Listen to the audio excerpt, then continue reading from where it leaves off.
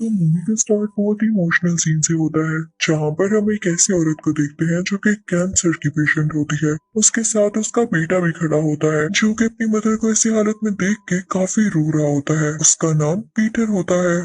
जल्द ही उस औरत की यानी पीटर की मदर की डेथ हो जाती है, तो पीटर काफी टूट जाता है और रोता रोता उस हॉस्पिटल से बाहर एक ग्राउंड में आकर बैठ जाता है। तभी उसके सामने एक बहुत बड़ी स्पेसशिप आती है, जिसमें से कुछ हंटर्स निकलते हैं।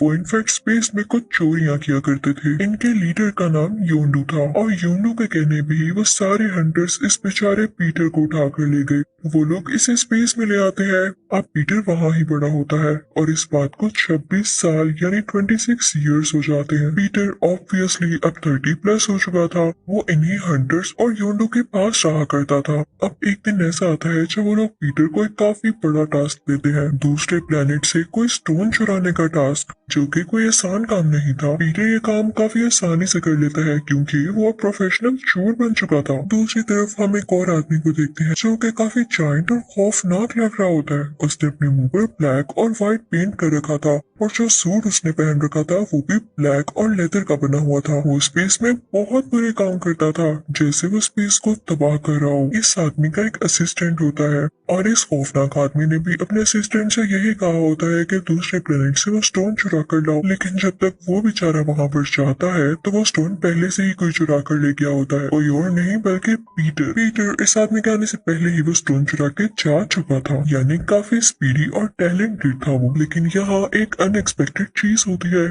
पीटर उस स्टोन को जाकर योंडू को नहीं देता, बल्कि वो स्टोन अपने पास रख लेता है और वहाँ से चला जाता है। योंडू जब उसे वापस बुलाता है, तो वो साफ साफ मना कर देता है। अब वो उसे कहता है कि पीटर, तुम याद रखना, तुम पछताओगे। और इसी के साथ ही वो हर जगह अनाउंस कर देता है कि जो पीटर को मेरे पास लाएगा, मैं उसे बहुत ज्यादा इनाम दूंगा। सारा एडवेंचर शुरू होना था जब सब लोगों ने पीटर के पीछे लग जाना था। एक तो ये कि उसके पास स्टोन था, दूसरा ये कि उसको पकड़वा कर उन लोगों को रिवॉर्ड मिल सकता था। अब सीन चेंज होता है और हम एक कैरेक्टर को देखते हैं, जो कि मार्वल सीरीज का एक ब्लू कलर का और जायंट कैरेक्टर है। उसका नाम थैनोस होता है। वो अपनी दो बेटियों से बात कर रहा होता है। एक म्यूटेंट रोबोट होती है और एक कोई क्रिएचर होती है, यानी ये दोनों ही इंसान नहीं थी। अब थैनोस अपनी बेटियों से कहता है कि जाओ तुम लोग और पीटर से वो स्टोन लेकर आओ। अब इस मूवी में हमें दो एम्पायर्स दिखाए गए हैं। जो पहला एम्पायर होता है वो बेटर होता है योंडू की ऑफर को पाने के लिए, यानी वो लोग पीटर से वो स्टोन चुरा कर योंडू को देना चाहते थे और उससे कई ज्यादा पैसे लेना चाहते थे। लेकिन जब उस एम्पायर की पुलिस ये देखती है कि इन लोगों ने तो पूरे शहर में तबाही मचा दी है, क्योंकि पूरे शहर में काफी हलचल हो रही थी,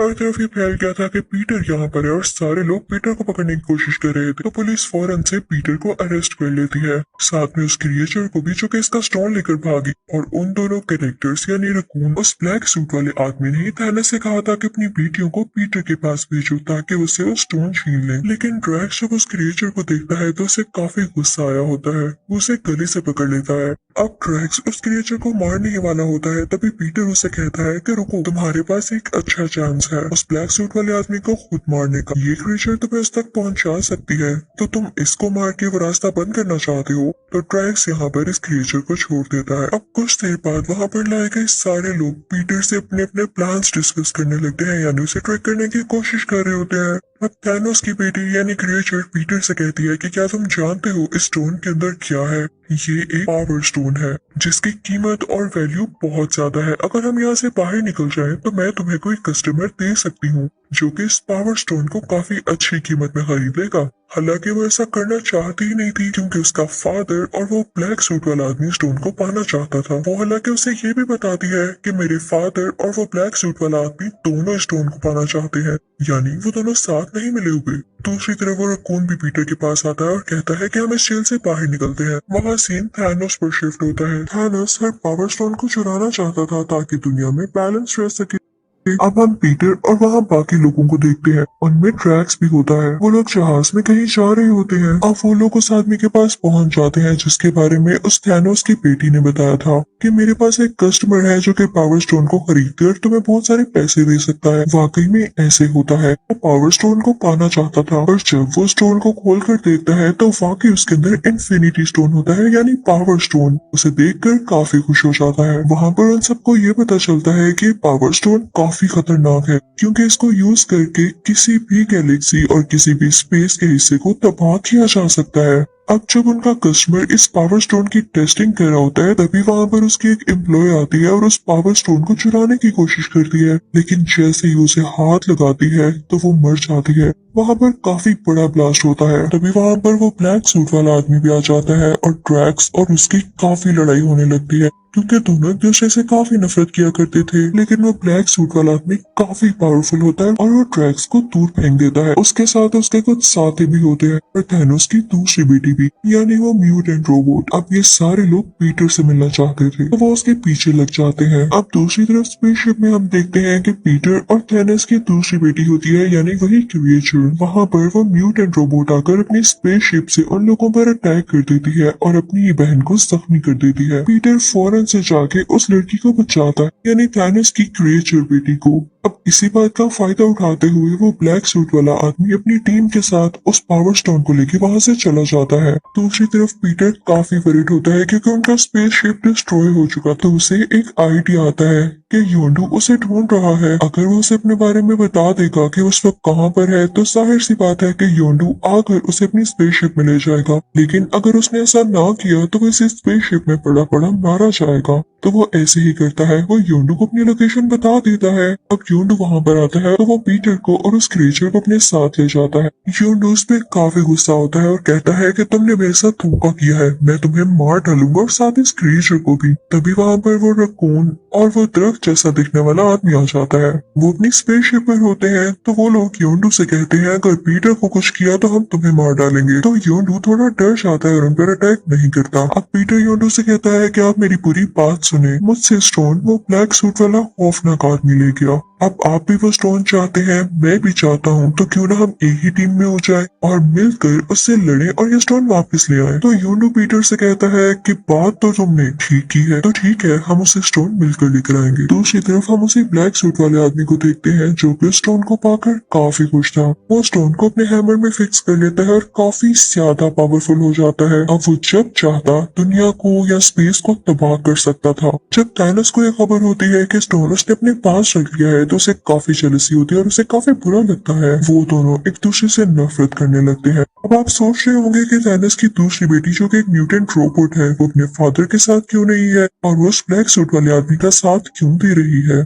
वो इसलिए क्योंकि थैनोस का बिहेवियर अपनी म्यूटेंट रोबोट बेटी के लिए बिल्कुल भी ठीक नहीं था। जब उसने ये देखा कि ब्लैक सूट वाले आदमी के पास पावर आने वाली है तो वो उसके साथ हो ली। दूसरी तरफ थैनोस की वो बेटी जो कि एक क्रिएचर थी वो यह हरगिज़ नहीं चाहती थी कि दुनिया या स्पेस तबाह हो, क्योंकि पीटर एक अच्छा इंसान था और उसका भी दिल अच्छा था तो वो पीटर के साथ हो लेती है। अब ब्लैक सूट वाला आदमी काफी बुरी हरकत करने वाला था। जैसे कि मैंने आपको बताया कि वो दूसरे एम्पायर से नफरत करता था, उसे तबाह करना चाहता था और अब तो उसके हाथ में ये पावर स्टोन था तो वो जब चाहता उस एम्पायर को खत्म कर सकता था और आज वो ऐसा ही करने जा रहा था। अब वो ब्लैक सूट वाला आदमी पूरी टीम के साथ दूसरे एम्पायर में पहुंच जाता है, लेकिन जब उस एम्पायर की पुलिस को खबर होती है तो वो एक लेयर बना देती है, एक ऐसी शील्ड जिससे उस ब्लैक सूट वाले आदमी का स्पेसशिप गुजर न पाए। लेकिन वो आदमी काफी पावरफुल हो चुका था और उसके पास तो पावर स्टोन भी था, तो वो शील्ड को तबाह कर देता है और वहाँ अंदर चला जाता है। वहाँ जाकर वो पीटर की टीम से भी मिलता है। अब यहाँ थैनोस की दोनों बेटियों में लड़ाई होने लगती है क्योंकि एक पीटर की टीम में थी और एक उस बुरे आदमी की टीम में। दोनों में काफी फाइट होती है और दूसरी तरफ उस ब्लैक सूट वाले आदमी में और ट्रैक्स में भी काफी फाइट होती है। लेकिन क्योंकि वो बुरा आदमी अब काफी ज्यादा पावरफुल था तो वो ट्रैक्स को भी हरा देता है। अब वो बुरा आदमी ट्रैक्स को मारने ही वाला होता है, तभी वहाँ पर जैसे वो जैसा दिखने वाला आदमी अपनी स्पेसशिप में आते हैं और उस ब्लैक सूट वाले आदमी के स्पेसशिप में अपनी स्पेसशिप एंटर कर देते हैं,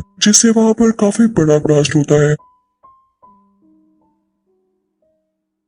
लेकिन इससे पहले ही वो वुड जैसा दिखने वाला आदमी एक शील्ड बना चुका था जिससे पीटर की टीम को कुछ भी ना हो पाना था। लेकिन इसकी वजह से वो वुड जैसा दिखने वाला आदमी सेक्रीफाइस हो जाता है। सब कुछ तबाह हो चुका था लेकिन वो ब्लैक सूट वाला आदमी अभी भी जिंदा था क्योंकि उसके पास वो पावर स्टोन था और जिसके पास पावर स्टोन हो वो इमोर्टल हो जाता है, उसके पास ह्यूज पावर्स आ जाती हैं। लेकिन तभी वहाँ पर कौन काफी अच्छा काम करता है, उसके पास एक रॉकेट लॉन्चर होता है जिससे वो उस बुरे आदमी यानी ब्लैक सूट सूट वाले आदमी के हैमर की तरफ शूट करता है। उसका बड़ा सा हैमर टूट जाता है और उसमें से पावर स्टोन बाहर आ जाता है। पीटर फौरन से आकर उसे कैच कर लेता है, लेकिन तभी वहाँ पर पीटर की टीम को याद आता है पहले भी जब एक लड़की ने अपने हाथ से स्टोन को पकड़ने की कोशिश की थी तो वो मारी गई थी और बहुत बड़ा ब्लास्ट हुआ था। यानी इस पावर स्टोन में इतनी ज्यादा एनर्जी है कि एक नॉर्मल इंसान इसको बेयर नहीं कर पाता। तो वहाँ पर पीटर की सारी टीम आ जाती है और उसका हाथ पकड़ लेती है, जिससे उस पावर स्टोन की एनर्जी डिवाइड हो जाती है और उसमें से जो रेस निकल रही होती है वो उस बुरे आदमी की तरफ फेंकते हैं, यानी उस ब्लैक सूट वाले आदमी की तरफ, जिससे काफी बड़ा ब्लास्ट होता है।